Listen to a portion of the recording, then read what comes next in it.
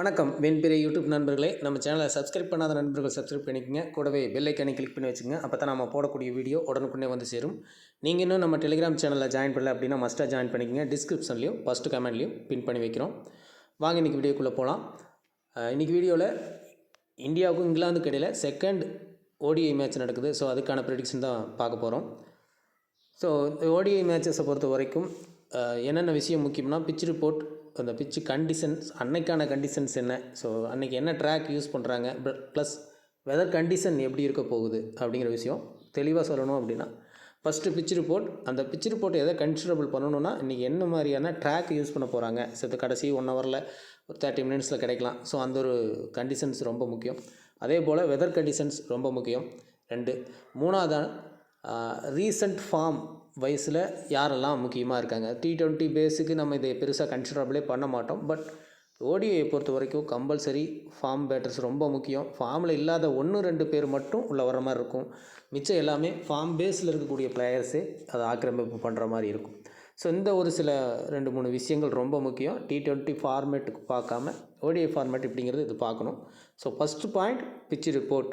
அன்றைக்கான என்ன ட்ராக்கை யூஸ் பண்ணுறாங்க, ஓவராலாக அந்த பிச்சோட டோட்டலாக என்ன நடந்திருக்கு, ஸோ அது வந்து நம்மளுக்கு கிடச்சிரும் முன்னாடியே. அது இப்போ நம்ம பார்த்துக்கலாம்.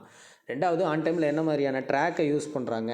ஸோ இப்போது லாஸ்ட் மேட்சே பார்த்திங்கன்னா ஓரளவுக்கு ரன் ஓடக்கூடிய ஒரு கிரவுண்டு தான் அது. பட் அன்னைக்கான கண்டிஷன், அந்த பிச்சை எப்படி யூஸ் பண்ணாங்க அப்படிங்கிற விஷயம், ட்ராக் எப்படி ரெடி பண்ணியிருந்தாங்க அப்படிங்கிற விஷயம் நல்லா ரன் வரக்கூடிய ஒரு அமைப்பில் ட்ராக் இருந்துச்சு.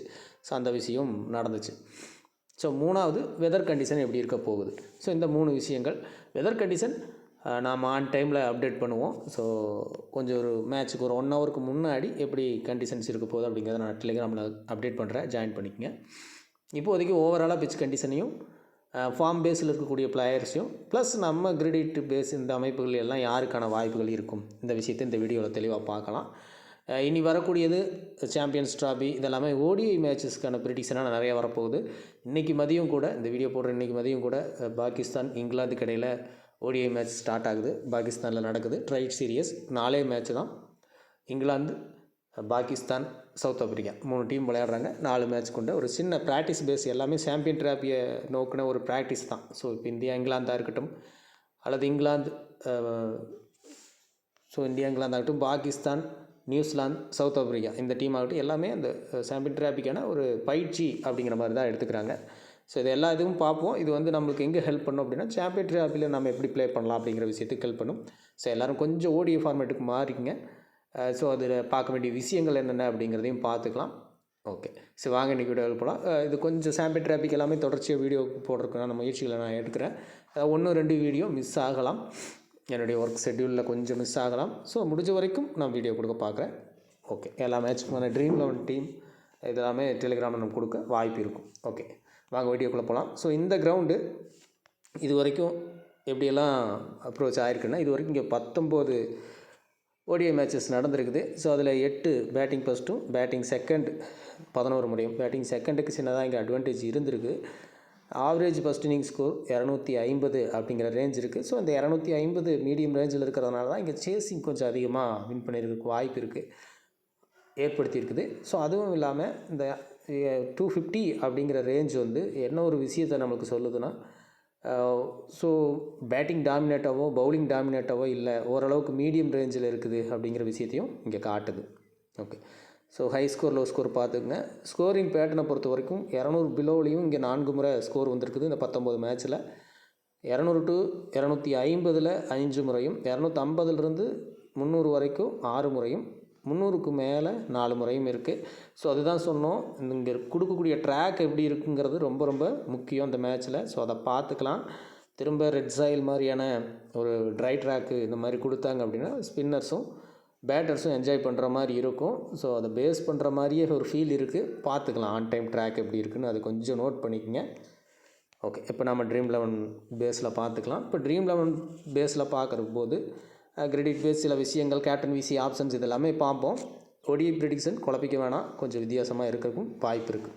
ஓகே, ஃபஸ்ட்டு ஃபார்மில் யார் இருக்கா. ஸோ நல்லா பேசிக்காக ஃபார்மில் இப்போ கரண்ட்டாக நல்ல இடத்துல இருக்கக்கூடிய பிளேயர்ஸ். ஸோ ட்ராக்கை பேஸ் பண்ணி ட்ராக் என்ன மாதிரி ட்ராக் கொடுக்குறாங்கிறத பார்த்துட்டு ஸோ அதை பேஸ் பண்ணி எப்படி பிளேயர்ஸ் எடுக்கலாம் அப்படின்ட்டு யோசிக்கலாம். ஓகே, இப்போது ஃபஸ்ட்டு பிளைண்டாக ஃபார்ம் பேஸில் யாருக்கெல்லாம் நல்ல ஃபார்மில் இருக்காங்க அப்படிங்கிற விஷயத்த பார்ப்போம். இங்கே அதாவது ஓடிஐ ஃபார்மேட்டை சார்ந்து ஃபார்மில் யார் யார் நல்லா இருக்கா அப்படின்னா, சுப்மான் கில் லாஸ்ட் மேட்ச் நல்லா பர்ஃபார்மன்ஸ். ஸ்ரேயஸ் ஐயர் ஃபார்மில் தான் இருக்கார், டீமில் இடம் கிடைக்கல, சில நெகட்டிவான விஷயங்கள் அவருக்குள்ளே நடந்துச்சு, திரும்ப உள்ளே வந்திருக்காரு, நல்ல கம்பேக், நல்ல பேட்டிங் ட்ராக்காக இருக்கிற பட்சத்தில் ஸ்ரேயஸ் ஐயருக்கான இங்கே வாய்ப்பு கொடுக்கலாம். ஸோ இங்கே ஸ்ரேயஸ் ஐயர் ஆகட்டும், ஸோ அதை நம்ம பின்னாடி லைட்டாக சொல்லுவோம். இப்போதைக்கு பர்ஃபார்மன்ஸ் பேஸில் ரீசெண்ட் ஃபார்மில் யாரெல்லாம் இருக்கா அப்படிங்கிற விஷயத்தை ஃபஸ்ட்டு பார்த்துக்குவோம். நீங்கள் லைட்டாக இதை ஃபில்டர் பண்ணிங்கன்னா பெட்டரான ரிசல்ட் எடுக்க முடியும். அதே போல் இங்கே கார்த்திக் பாண்டியா நல்ல ஃபார்மில் இருக்கக்கூடிய ஒரு player. Axar Patel bat and ball ரெண்டுலேயும் இன்வால்வாக இருக்கக்கூடிய player. So average score track அப்படின்னா கண்டிப்பாக வாய்ப்பு இருக்கும் அப்படிங்கிற மாதிரியான ஒரு பிளேயர். நல்ல பேட்டிங் ட்ராக் கொடுக்கும்போது ரவீந்திர ஜடேஜா லாஸ்ட் மேட்ச் பர்ஃபார்மன்ஸை பார்த்துருப்பீங்க. ஸோ ஒரு பேட்டிங் ட்ராக் அப்படி கொடுக்குறாங்க அப்படின்னா பவுலிங்கில் பர்ஃபார்மன்ஸ் பண்ணுறதுக்கு அக்சர் பட்டேல், ஜடேஜா மாதிரியான ஆட்கள், அது ஸ்டிக் டு ஸ்டிக் பவுலிங் போடக்கூடிய பிளேயர்ஸ் வந்து எஃபெக்டிவாக இருக்க முடியும். ஸோ அதில் இருந்தார். ஸோ அவரும் மீடியம் ரேஞ்ச் ஃபார்மில் தான் இருக்கார். ஹர்ஷித் ராணா ஃபார்மில் இருக்கக்கூடிய ஒரு பிளேயர். ஸோ இந்த 6 பிளேயர் ஆல்மோஸ்ட் லாஸ்ட் மேட்ச்சில் இதில் ட்ரீம் டீம் வந்தது 5 பிளேயர் உள்ளே வந்திருப்பாங்க. நம்ம ரோஹித்தையோ ஜெய்ஸ்வாலையோ குறிப்பிடலை. ட்ராக் பேஸு தான் இங்கே ரொம்ப முக்கியம். அது உங்களுக்கு அதுக்காக விளக்கங்கள் கொடுக்கலாம். அதே போல் இங்கிலாந்தில் ஃபார்மில் இருக்கக்கூடிய பிளேயர்ஸ் அப்படின்னா ஆப்வியஸாக Joe Root, Jos Buttler, so அடுத்து Brydon Carse, so S Mahmood. So S மஹ்மூத்தெல்லாம் எந்த மாதிரியான ட்ராக்கில் இருப்பார் அப்படிங்கிறதையும் பின்னாடி நான் விளக்கமாக சொல்கிறேன். கரண்ட் ஃபார்மில் நல்ல ஃபார்மில் இருக்கக்கூடிய பிளேயர்ஸ் இவங்க எல்லாமே. ஸோ இந்த ஒரு 9 பேர் கரண்ட்டில் ஃபார்மில் இருக்கக்கூடிய பிளேயர்ஸ். ஓகே, ஸோ இப்போ இதில் ஃபார்ம் பேஸ் பிளேயர்ஸை பார்த்துட்டோம். இப்போ ட்ராக் பேஸில் இந்த ட்ராக் நார்மலாக கொடுத்துருக்கூடிய இந்த அமைப்பில் ஒரு ட்ராக், அதாவது மீடியம் ரேஞ்சில் ஸ்கோர் வர்ற மாதிரியான ட்ராக் தான் இங்கே நிறைய அமைஞ்சிருக்கு. ஸோ அந்த மாதிரியான ஒரு மீடியம் ரேஞ்ச் ஸ்கோர், பெருசு ஸ்கோர் வாய்ப்பில்லை அப்படிங்கிற மாதிரி ஒரு ஹார்டு ட்ராக், ரன் அடிக்கிறதுக்கு கொஞ்சம் கஷ்டம். ஸோ அந்த மாதிரி ஒரு இடத்துல கொடுக்குறாங்க அப்படின்னா அந்த இடத்துல ஜெய்ஸ்வால், ஸோ கில், அந்த இடத்துல ஸ்ரேயஸ் ஐயர் சைன் பண்ணுறது ரொம்ப கஷ்டம். ஸோ இங்கே அக்சர் பட்டேல், ஸோ ஃபாஸ்ட் பவுலிங்கில் சமி, ஹார்திக் பாண்டியா, ராணா. ஸோ இந்த மாதிரியான பிளேயர்ஸ் ஒர்க் அவுட் ஆக வாய்ப்பு இருக்கும்.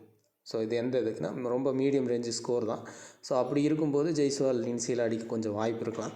ஸோ அதே போல் கில் ஸ்டேபிளாக கொண்டு போக வாய்ப்புகள் ஏற்படலாம். ஸோ இந்த மாதிரி ஒரு அமைப்பு இருக்கும். அந்த மாதிரியான ஹார்ட் ட்ராக்கில் ஸோ இங்கே ஜெய்ஸ்வாலுக்கு என்ன ரிசல்ட்டோ அதே தான் ஃபிலிப்சால்ட்டுக்கும். 2 பேருமே ஹிட்டர்ஸ். ஸோ இப்போ லாஸ்ட் மேட்ச்சே செக் பண்ணியிருப்பீங்க. இங்கே ஃபிலிப்சால்ட் ஹிட் ஆனோடனே இங்கே ஜெய்ஸ்வால் ஹிட் பண்ணலை அப்படிங்கிறது ஒரு முக்கியமான விஷயமா இருக்கும். பியூர்லி பேட்டிங் ட்ராக்கில் சால்ட்டு சக்ஸஸ் கொடுத்தாரு. ஓகேங்களா?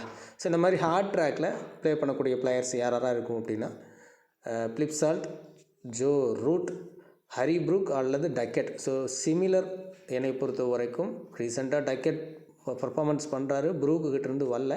பட் அந்த மாதிரி ட்ராக் இருக்கும்போது ப்ரூக்குக்கும் ஒரு வாய்ப்பு இருக்குது, அப்படி எடுத்துக்கலாம். Buttler, so S Mahmood, Archer, Brydon Carse. So இங்கே இந்த மாதிரி அமைப்பில் பிளேயர்ஸ் மாறலாம். ஓகேங்களா? ஸோ இது வந்து ஒரு மீடியம் ரேஞ்ச் ட்ராக். இப்போ நல்ல லோ ஸ்கோர் தான் வர்றதுக்கான வாய்ப்பு இருக்கும். ஸோ அந்த மாதிரி ஒரு அமைப்பு ஹார்டு ட்ராக்காக கொடுக்காம பவுலிங் பேஸில் ஒரு கிராக் ட்ராக்காக உங்களுக்கு கொடுத்துட்டாங்க ஆன் டைமில். அப்படிங்கிற பட்சத்தில் நீங்கள் அங்கே கிளிக் பண்ண வேண்டிய பிளேயர்ஸ் எல்லாம் யாராக இருக்குன்னா ஃபார்ம் இல்லாத பிளேயரையும் கன்சிடர் பண்ணுற மாதிரி வரும். ரோஹித் சர்மா, ஸோ பவுலிங் பேஸில் இருக்கும்போது மற்ற பிளேயர்ஸ் அவுட் ஆவாங்க. ஸோ இவர் ஒரு 30-40 அப்படிங்கிற மாதிரி விளையாடி பார்த்துருப்பீங்க. ஸோ அந்த மாதிரி இடத்துல பவுலிங் ட்ராக்கில் Joe Root, Rohit Sharma. So இது கொஞ்சம் குழப்பலாம், கொஞ்சம் இன்னொரு ரீவைண்ட் பண்ணி கூட நீங்கள் கேட்டுக்குங்க. Jose Buttler. ஸோ இங்கே அந்த ராகுல் பவுலிங் பேஸ் கிரவுண்ட் அப்படிங்கும்போது ராகுல் இங்கே பர்ஃபார்மன்ஸ் பண்ண வாய்ப்புகள் ஏற்படலாம். அதே போல் இங்கே லிவிங்ஸ்டோன், பீத்தல். ஸோ பவுலிங் பேஸை பொறுத்த வரைக்கும் Ravindra Jadeja, Kuldeep Yadav, Shami or Karthik Pandya any one success கொடுக்க வாய்ப்பு இருக்கும். இது பியூர்லி பவுலிங் பேஸ் கிரவுண்ட் அப்படிங்கும்போது மோஸ்ட்லி சமி அந்த இடத்த ஃபில் பண்ண வாய்ப்பு இருக்கலாம். பட் ரீசெண்ட் ஃபார்ம் கொஞ்சம் கம்மி. ஸோ அதனால் கார்த்திக் பாண்டியாவையும் நீங்கள் கன்சிடர் பண்ணலாம். ஸோ இப்போ பவுலிங் பேஸ் கிரவுண்ட் அப்படின்னா இங்கே ஆர்ச்சர் பிரண்டன் கார்ஸ். ஸோ இவங்க சக்ஸஸ்ஃபுல் கொடுக்க வாய்ப்பு இருக்கும். ஸோ இது எல்லாமே லாஜிக் பேஸில் ஓடிஐ ஃபார்ம் பேஸில் இருக்கக்கூடிய பிளேயர்ஸ் எடுத்துக்கலாம்.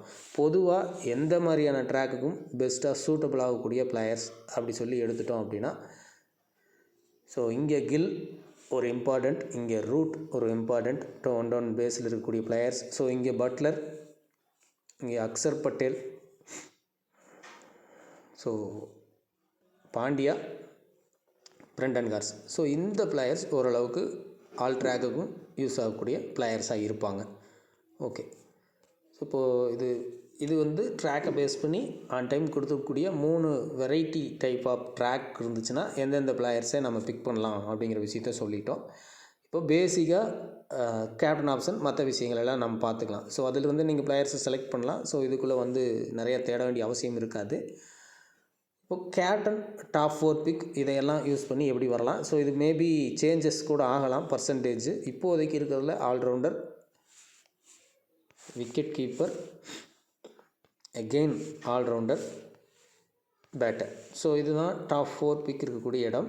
ஸோ டாப் 4ல் allrounder, wicket keeper, allrounder, batter.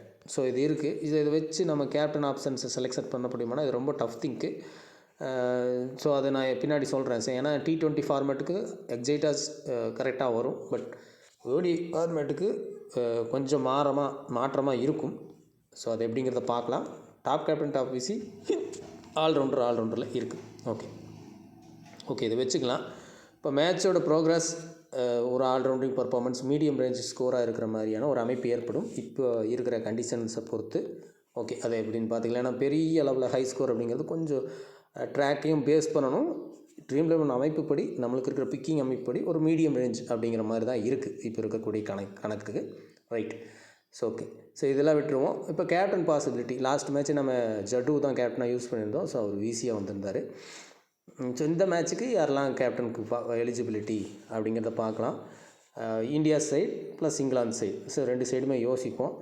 India side கில்லு திரும்ப ஒரு பாசிபிலிட்டி இருக்க தான் செய்யுது.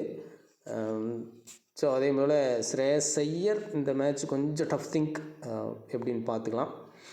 ஸோ இங்கே சுப்மான் கில், முகமது சமி, ஜட்டு, அக்சர் பட்டேல், ஸோ அடுத்து ராணா. ஸோ இந்தியா சைடில் இந்த ஒரு 5 பிளேயர் கேப்டன் பாசிபிலிட்டிக்கு எலிஜிபிளாக இருக்கக்கூடிய பிளேயர்ஸ். ஓகேங்களா. ஸோ இப்போ இருக்கக்கூடிய பாயிண்ட் ஆஃப் வியூவில் இதே லெவல் தொடரும் போது. ஸோ இந்த இங்கிலாந்து சைடு கேப்டன் பாசிபிலிட்டி எல்லா கேட்டகரியுமே வரும். இது ஓடிஐ மேட்ச். ஸோ அந்த ஃபார்மேட் இப்படி தான் நம்ம யோசிக்க முடியும். ஸோ இங்கிலாந்து சைடு எடுத்துட்டோம் அப்படின்னா டக்கெட். ஸோ கொஞ்சம் ரிஸ்கியாக வரும். இங்கிலாந்து சைடு கேப்டன் வருமா அப்படிங்கிற கேள்வியும் வருது. ஸோ பட் பிளேயர்ஸ் லாஸ்ட் மேட்சே செக் பண்ணியிருந்தீங்கன்னா தெரியும். ஓடிஐ ஃபார்மேட்டு England side 6 player, but loss ஆன டீமில் India side 5 player captain VC இங்கேயே வந்துருந்தது. ஸோ இந்த அமைப்பு ஓடிஐ ஃபார்மேட்டுக்கு உட்கார்றதுக்கு அதிகமான வாய்ப்புகள் இருக்குது. கேப்டன்சி ஆப்ஷன்ஸ் வராத இடத்துல பிளேயர்ஸ் அதிகமாக வந்து ஆப்போனன்ட் டீம் ஜெயிக்கிறதும், கொஞ்சம் குறைவான பிளேயர்ஸே வந்துட்டு அந்த டீமு லாஸ் ஆகிறதும் இந்த விஷயங்கள் தொடர்ச்சியாக நடக்கலாம். ஸோ இங்கிலாந்துக்கு அந்த மாதிரியான அமைப்பு தான் இதே லெவல் தொடரும் போது இருக்குது. ஓகேங்களா. ஸோ இங்கே மறுபடியும் captain options S Mahmood, Jacob Bethell, S Mahmood, Joe Root. So இந்த பிளேயர்ஸுகள் எல்லாம் கேப்டன் பாசிபிலிட்டியில் இருக்கக்கூடிய பிளேயர்ஸ். ஸோ இதில் ஆர்ச்சர் அல்லது அடில் ரசீத்தை நீங்கள் யூஸ் பண்ணுறதுனாலும் கேப்டன் ஆப்ஷனில் யூஸ் பண்ணலாம். ஓகே, சில டாமினேட்டாக ஜெயிக்கிறாங்க அப்படின்னா இந்த இடத்துல ஹரி ப்ரூக் வந்து பர்ஃபார்மன்ஸ் பண்ணுற மாதிரி இருந்தால் டாமினேட்டாக ஜெயிக்க வாய்ப்பு இருக்குது England. Okay, but track pace பண்ணணும். நல்ல ட்ராக் இருந்ததுன்னா மட்டும் ப்ரூக்குக்கு நீங்கள் கேப்டன் போகலாம் பேட்டிங் பேஸில். ஸோ அதர்வைஸ் இந்த 4 பிளேயர் ஒரு கேப்டன் எலிஜிபிலி பர்சனாக இருக்காங்க. ஓகேங்களா. ஓகே, இது captain possibility. So batting possibility டெஃபினட்டாக எக்ஸைட்டாக இதில் கேப்டன் எடுக்கிறதுக்கு ரொம்ப கஷ்டம். பட் இருந்தாலும் லாஸ்ட் மேட்ச்சே நீங்கள் பார்த்துருப்பீங்க. நம்ம டேபிள் யூஸ் பண்ணுறவங்களுக்கெல்லாம் தெரிஞ்சிருக்கும் என்ன மாதிரியான பேட்டர்ன் வந்திருந்தது அப்படின்ட்டு.